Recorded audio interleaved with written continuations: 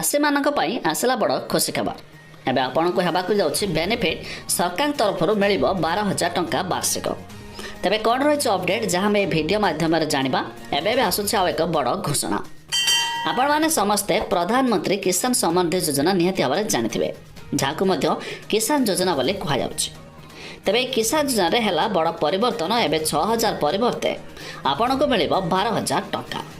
तेबे एने जारी है नुआ अपडेट देखूँ। तेबे पूर्वर कृषक माने 6,000 टंका लेखाएं पाउछंती। आ ए सहायता राशि सीधा सड़क चाषी अकाउंट को आसुची। तेबे कृषक माने एही टंका को 3टी किस्ती रे पाउछंती।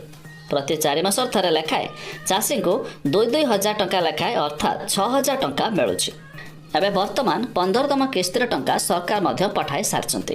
तेबे खूब शीघ्र 16तम किस्तीर अर्थ आसवाक जाउछि 2,000 टंका। हेले 2024 रु बड़ परिवर्तन हेबो बोली सूचना रही। अर्थात एणिकी आपनको 6,000 परिवर्ते मिल 12,000 टंका। तेबे आपण चाहिले यार वेबसाइट रे आपण निजर नुआ लिस्ट मध्य देखि पारिबे। या छड़ा एबे वेबसाइट रे नूतन मध्य आवेदन भी होछि।